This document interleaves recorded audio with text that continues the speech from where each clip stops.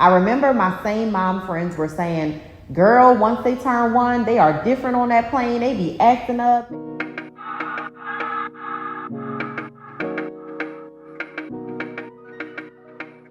Hello, you guys. It is Raevyn again. Welcome back to my YouTube channel. So y'all know I love my little baby. He's a toddler, but I still call him my little baby. So we do a lot of traveling, right? And when my husband and I found out that we were going to be expecting, that was one of the questions that a lot of people had. Oh my goodness, how are y'all still going to travel? How are y'all still going to be moving all around and, all kinds of things? And so, of course, me being myself, I started asking all of my mom friends, how do I travel with a toddler? How do I, not have to miss out on this part of my life that I love so much? And what do I do? And all of the advice that I was getting kept saying, make sure that you get him traveling in his first year, get him used to it, get him excited. But guess what was going on during my son's first year? COVID. So we literally did no traveling until probably about the end of 2020. So I remember my same mom friends were saying, girl, once they turn 1, they are different on that plane. They be acting up and they be just wilding out, and it's just awful to travel with them after 1. So I remember when it was my son and I's first time traveling, we were actually going to see one of my friends for a funeral, and it was very last minute. So because it was last minute and it was also around the holiday time, the flights were just like crazy expensive, and we were only going for 1 day, right? So I told my husband, I'm like, listen, you stay back so that we only have to pay for 1 flight because our son was under 2 at that time. So I'm like, he can just, come with me and we'll be fine. So here I am, traveling by myself with a new 1-year-old who wants to be running around and moving around and, being into stuff. And all of the advice that everybody was giving me was basically going against what I was doing. So I feel like I had to really figure out and master how to travel with a toddler. And now that I've done it, I'm going to share some quick tips with you guys so that you can still go on all your bosscations and do whatever traveling you need to do, even if you have a toddler in tow.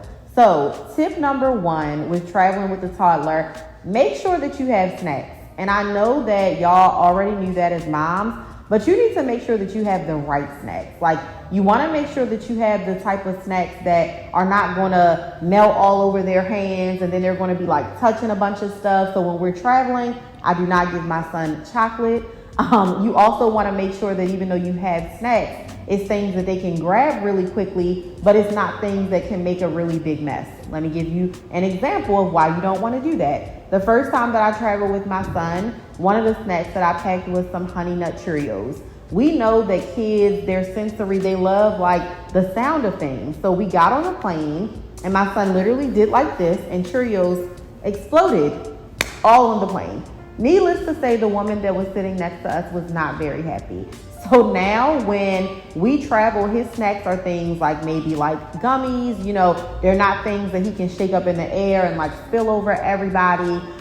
We get a lot of like apple sauces that are in like the pouches and, things like that. Also, I know a lot of times when you're packing snacks, if you're trying to be more economical versus buying them in the airport, you don't want to like pack like Tupperware and things like that. So what I actually do for my son's snack is I get my breast milk storage bags, and a lot of times like I'll put like fruit and things like that inside of there. So make sure that you have those endless snacks. Like, one thing about toddlers is that they are always hungry. So you just always want to make sure that you have the snacks on hand. And then also as it pertains to like their eating, keeping up with their eating schedule. Like before we get on a plane, especially if I know that we're getting ready to have a 3-hour flight, because most of the time when we're traveling like back home to Baltimore or to Philly. So Baltimore and Philly from Dallas is like a 3-hour flight. So most of the time, when we get on the plane, my son is saying, oh, I'm not hungry.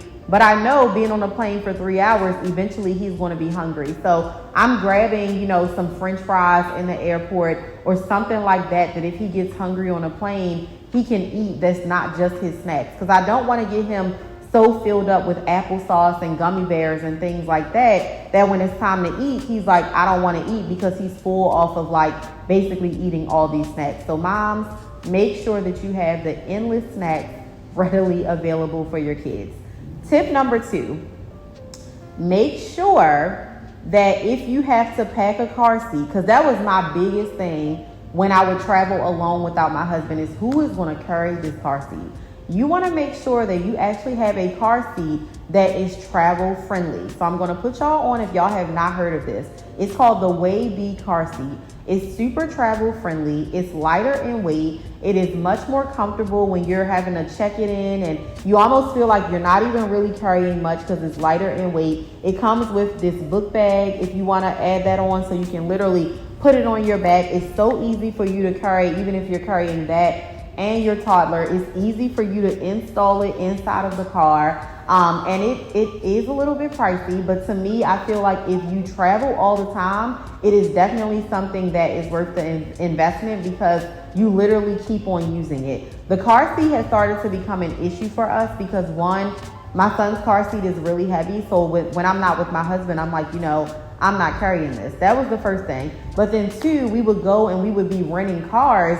And even though we will also reserve the car seat, when we would get there, they would be like, oh, well, we don't have this type of car seat. We only have the infant car seats, which my son is too big for. Or we only have the booster seats, which my son is not big enough for. So I didn't want to keep running that risk of getting to a place. I mean, we've literally been to cities where even though we reserved the car seat in advance, they don't have it, and we have to go and run to Target or Walmart and go and basically get a car seat. So you want to make sure that you have your Raevyn travel buddy. And my son loves his Raevyn. I think it makes him feel like he's sitting in the seat like a big boy.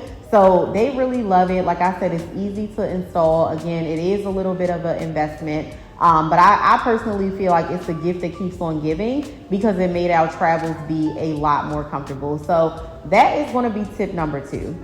Tip number 3. You want to book your flight times accordingly.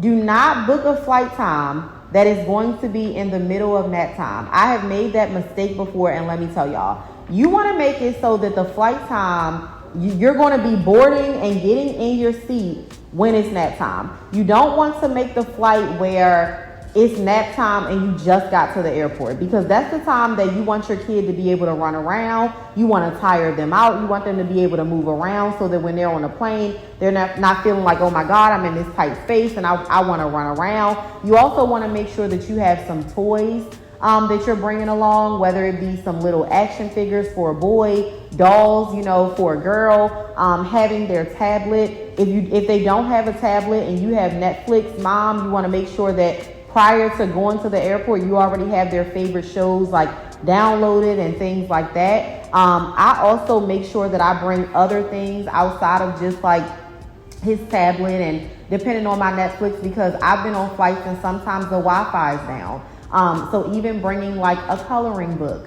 or bringing like, a small puzzle, or, just little things that can definitely keep them occupied is something that's extremely important. I always also make sure that my son is dressed like airport appropriately. It might be like 90 degrees outside, but I'm still going to make sure that he also has like a little sweater or, a little hoodie or something like that, because a lot of times it can be really, really cold on the airplanes. Also making sure that you pick your seat, accordingly. I try to get a window seat because it's easy to kind of keep my son distracted with that. Sometimes if he gets bored, I'll be like, oh my goodness, look at the clouds and look at this. And, just finding little ways to basically keep him entertained and keep him engaged. I know I'm giving like way more than 3 tips.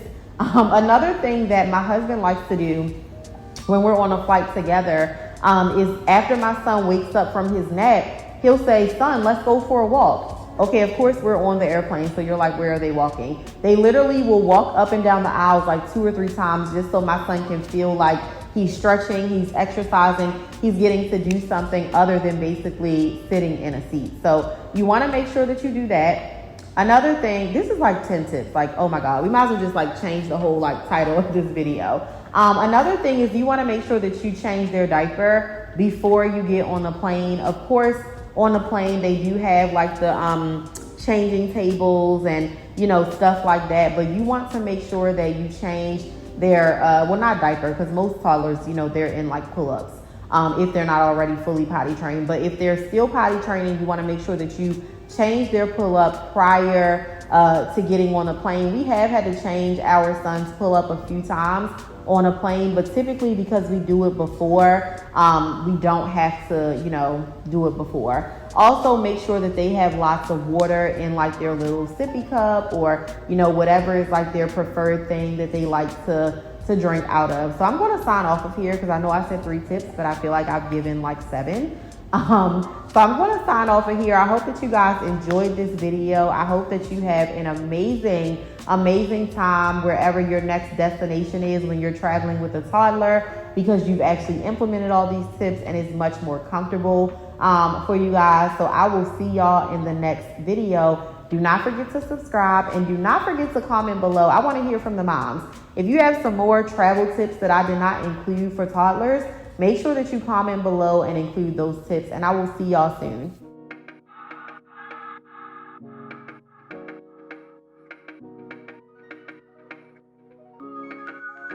I was yours for the taking. Guess I needed a home.